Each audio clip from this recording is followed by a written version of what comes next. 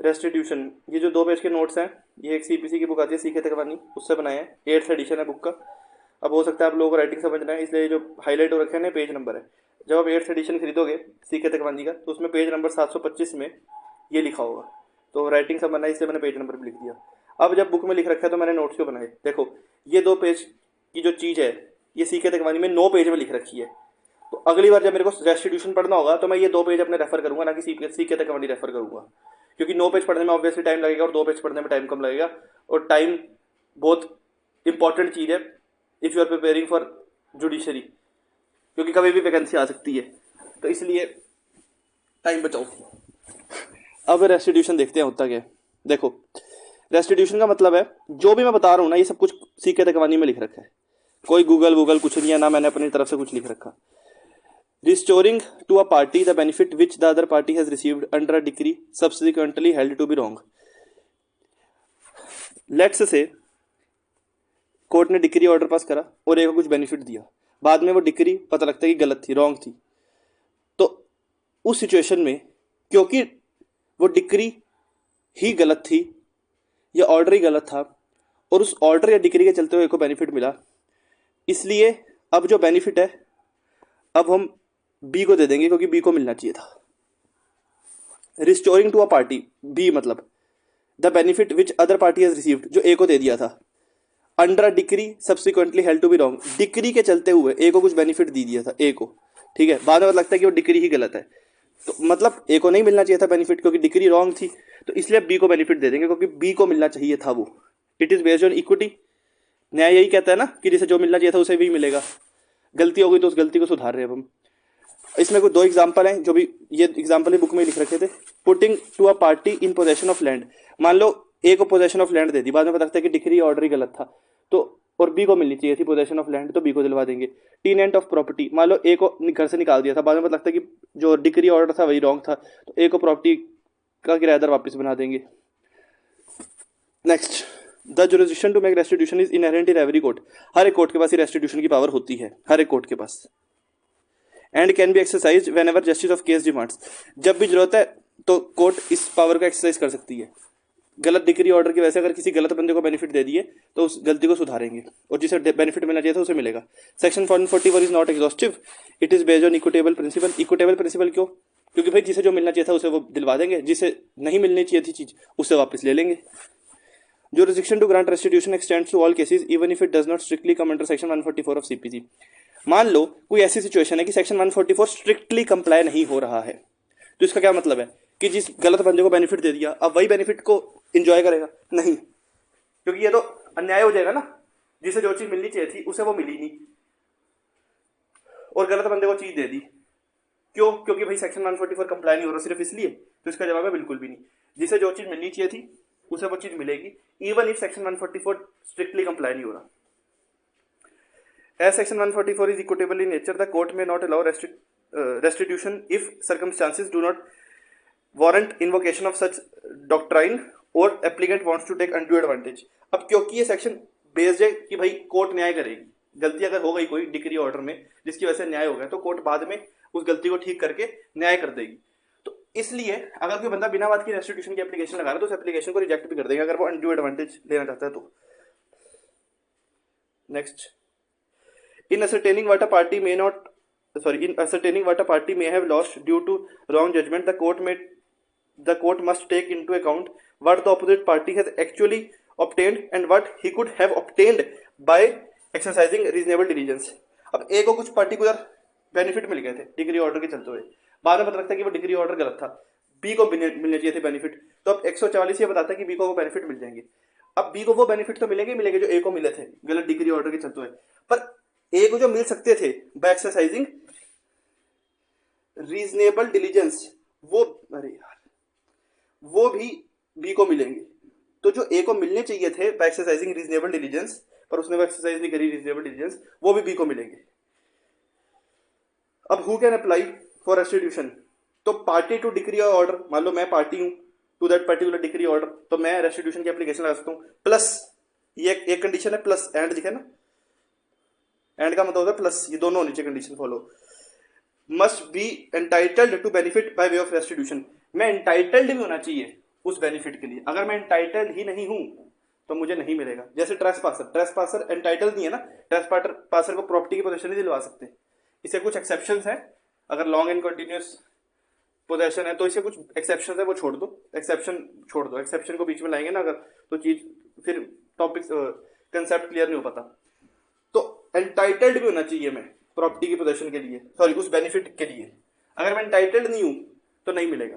तो पार्टी भी होना चाहिए बंदे को, प्लस एंटाइटल्ड भी होना चाहिए। अगर दोनों चीजें कंप्लाई हो रही हैं तो वो रेस्टिट्यूशन की एप्लीकेशन लगा सकता है।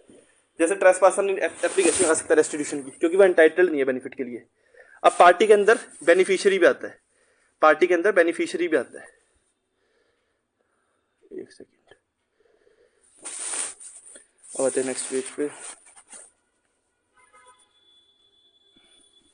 जब हायर कोर्ट ने लोअर कोर्ट के डिक्री ऑर्डर को रिवर्स या वेरी कर दिया, तो अगर ये नहीं बोला हायर कोर्ट ने अपने डिक्री ऑर्डर में कि रेस्टिट्यूशन करो, तो इसका ये मतलब नहीं है कि रेस्टिट्यूशन नहीं होगा। ये वाली चीज़ पेज नंबर 730 में लिख रखी है, थोड़े कॉम्प्लिकेटेड तरीके से लिखी थी, इसलिए मैंने इसे हिंदी और इंग्लिश में लिख दिया। मान लो हायर कोर्ट ने लोअर कोर्ट की डिक्री ऑर्डर को रिवर्स कर दिया या वेरी कर दिया, सिंपल भाषा में बोले तो चेंज कर दिया, पर हायर कोर्ट ने ये नहीं लिखा कि रेस्टिट्यूशन करो, ठीक है, अपने ऑर्डर में। तो इसका मतलब ये नहीं है कि हायर कोर्ट ने मना कर दिया रेस्टिट्यूशन के लिए, रेस्टिट्यूशन फिर भी होगा। सिंपल सी बात है ना, जब डिक्री या ऑर्डर ही चेंज कर दिया, डिक्री ऑर्डर में लिखा था कि ए को बेनिफिट मिलेगा, जब वो डिक्री ऑर्डर ही चेंज कर दिया, अब हायर कोर्ट ने चाहे ये बात नहीं लिखी कि ए को बेनिफिट नहीं मिलना चाहिए था, बी को मिलना चाहिए था, तो बी को बेनिफिट दिलवाओ। इसका मतलब ये नहीं है कि अगर उसने नहीं लिखा तो बी को बेनिफिट अब नहीं मिलेगा, बी को बेनिफिट मिलेगा। अगेंस्ट हुम, अब किसके अगेंस्ट मैं रेस्टिट्यूशन की एप्लीकेशन लगा सकता हूं? तो party to that particular decree order, legal representative में कौन कौन आता है? Transferee, pendente lite, attaching decree holder आता है, ठीक है। पार्टी के अगेंस्ट मैं एप्लीकेशन लगा सकता हूँ और लीगल रिप्रेजेंटेटिव के अगेंस्ट लगा सकता हूँ। अब लीगल रिप्रेजेंटेटिव का एग्जांपल क्या है? ट्रांसफरी, पेंडेंटेलाइट और अटैचिंग डिग्री होल्डर। पर मैं श्योरिटी के अगेंस्ट नहीं एप्लीकेशन लगा सकता और मैं बोनाफाइड ऑक्शनर परचेजर के अगेंस्ट एप्लीकेशन नहीं लगा सकता।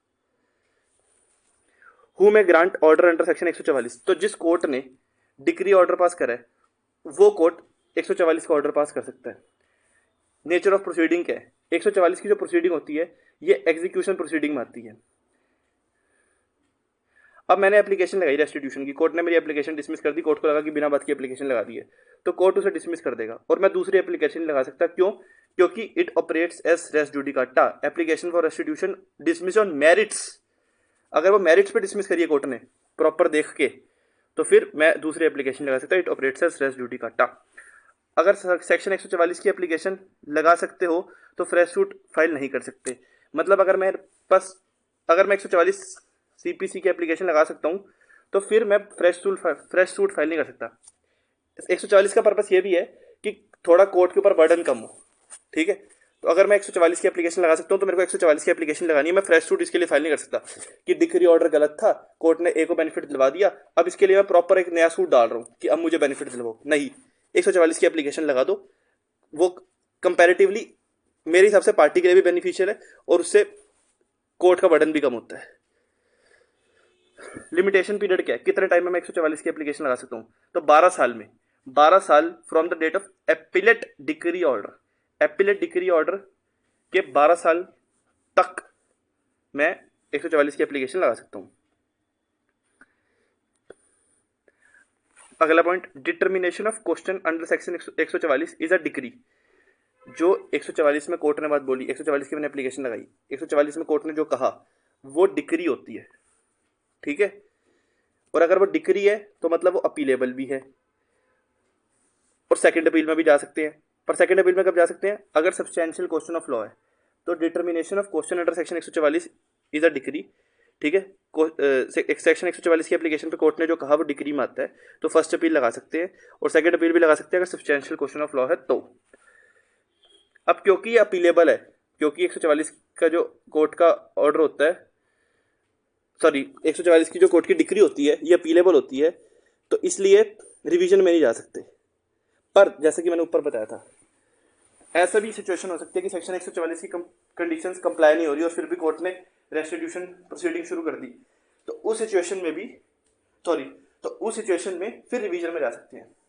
एक बार फिर से बताता हूँ, रेस्टिट्यूशन में जो क्वेश्चन कोर्ट डिटरमाइन करती है वो डिक्री होता है। रेस्टिट्यूशन में जो कोर्ट ने कहा ऐसा समझ लो वो डिक्री मानते हैं।